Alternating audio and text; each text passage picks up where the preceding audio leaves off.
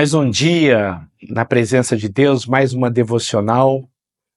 Hoje, Lucas, capítulo 12. E nesse texto também nós temos muitos textos que são exclusivos de Lucas, tá? Que não estão nos outros evangelhos. Eu creio que Deus vai falar muito com você hoje. Como tem falado todos os dias, né? Essa coisa de falar que Deus vai falar muito com você hoje é força de expressão, porque sempre que estamos com o coração aberto, Deus fala. Que Deus abençoe muito para que o seu coração esteja aberto. Nós vamos lá. Advertências e motivações. Jesus fala uma coisa muito interessante aqui sobre a doutrina dos fariseus. Tomem cuidado. No finalzinho do versículo 1, tenham cuidado com o fermento dos fariseus, que é a hipocrisia. O jeito de ser dos fariseus. Jesus está dizendo o seguinte: tome cuidado com a hipocrisia. Tome cuidado com o fingimento.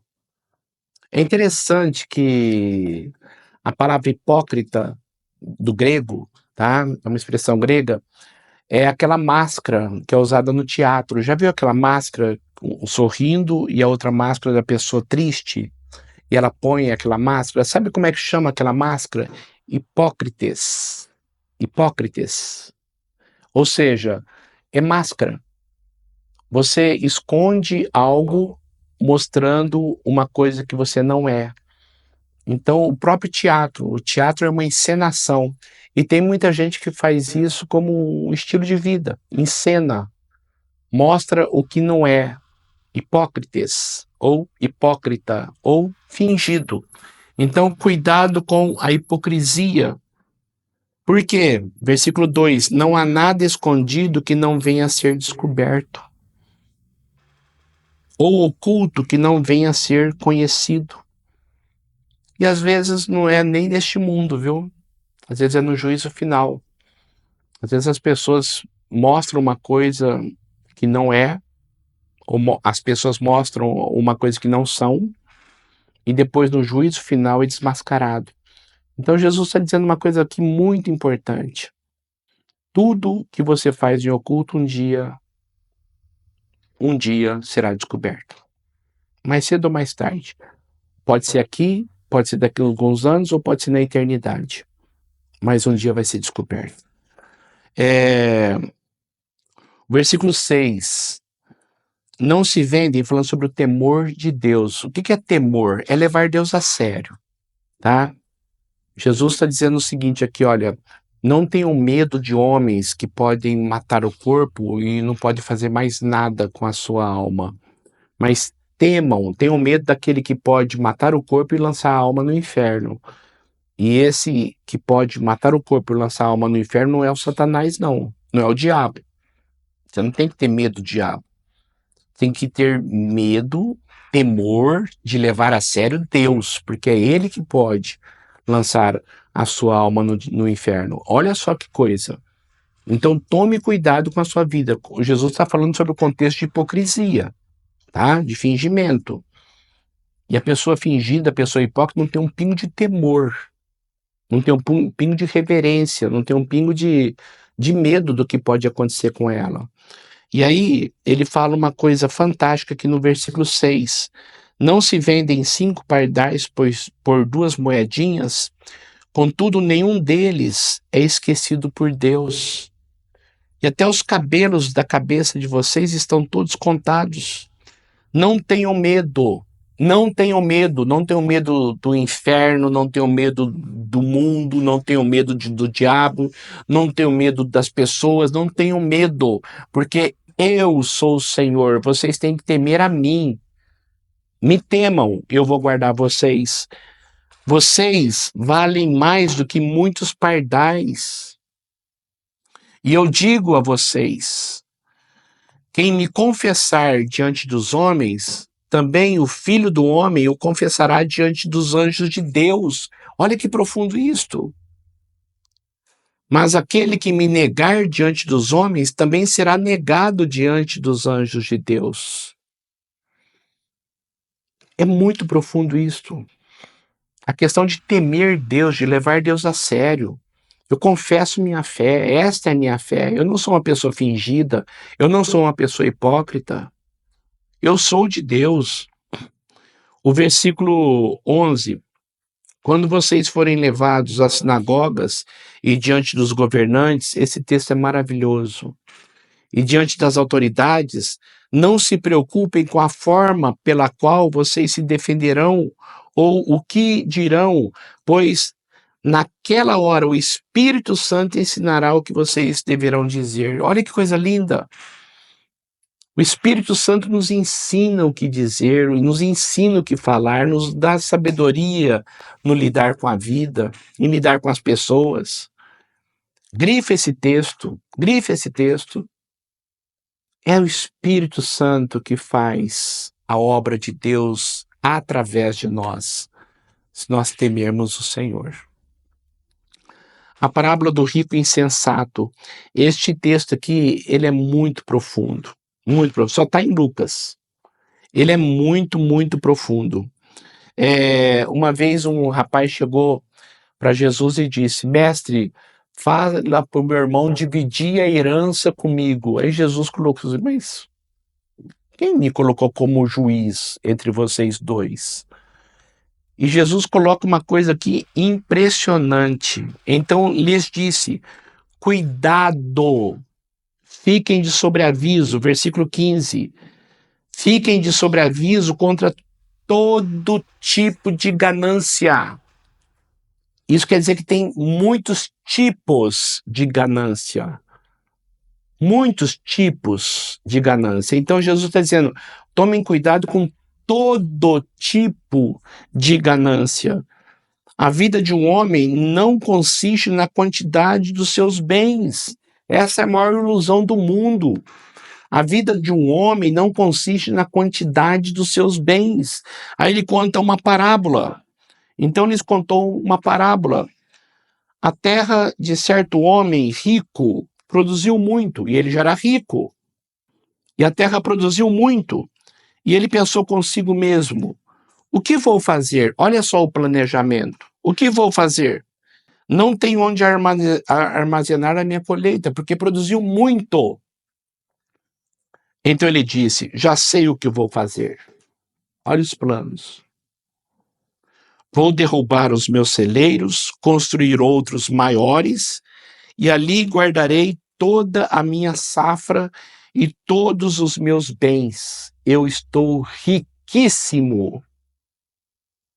E direi a mim mesmo: você tem grande quantidade de bens, você está riquíssimo. Você tem grande quantidade de dinheiro, armazenados para muitos anos. Descanse, coma, beba e alegre-se. Ele pensando: eu vou dizer isso para mim mesmo. Aí olha só o que Deus diz lá do céu. Contudo, Deus lhe disse: insensato, em outra versão, louco, louco. Esta mesma noite, a sua vida será exigida. Você vai morrer hoje à noite. Louco, essa noite pedirão a sua alma. Então, quem ficará com o que você preparou?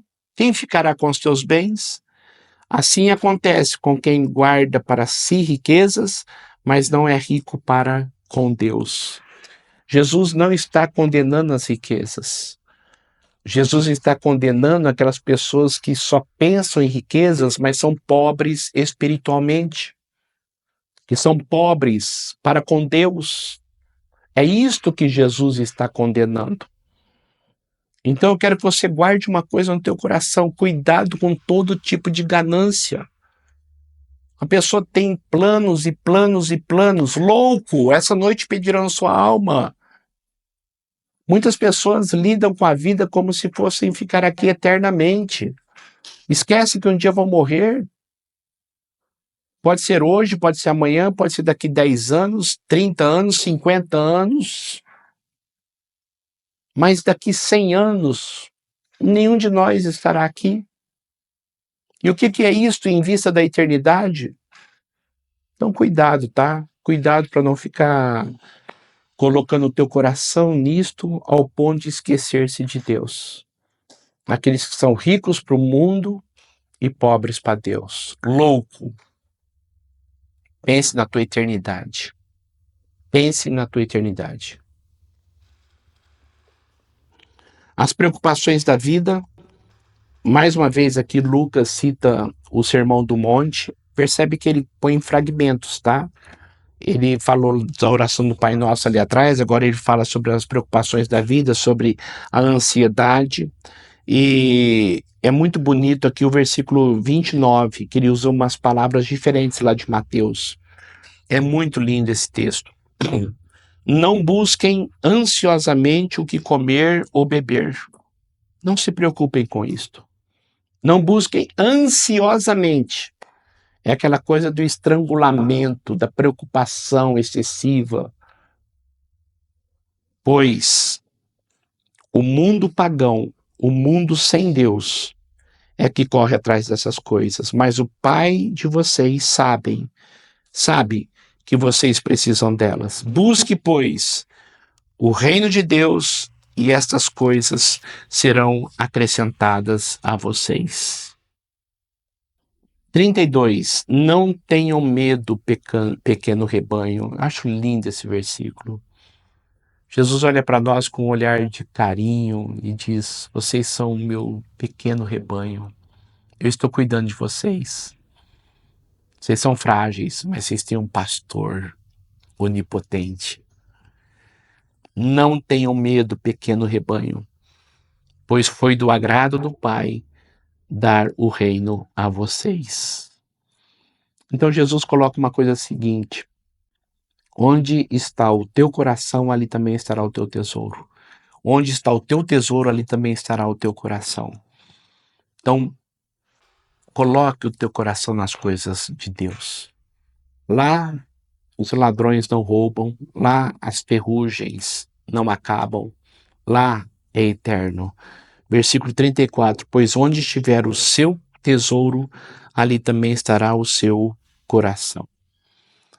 Depois ele fala sobre a prontidão para o serviço a Deus, de você estar disposto, usando o seu tempo, usando a sua inteligência, usando a sua saúde para trabalhar para o Senhor, para dizer para Ele em gratidão,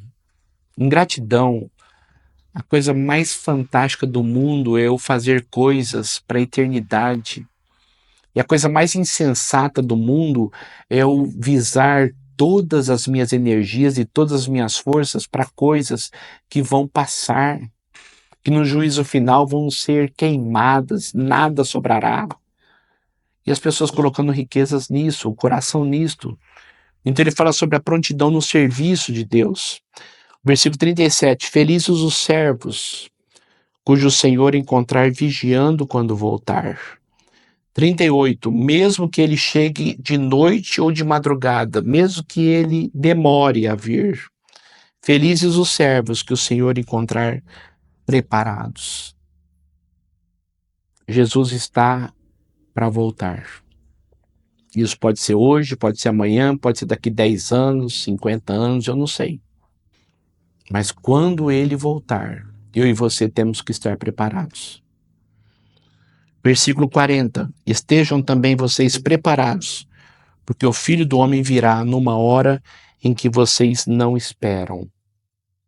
Então espere, se prepare, seja sempre abundante na obra do Senhor.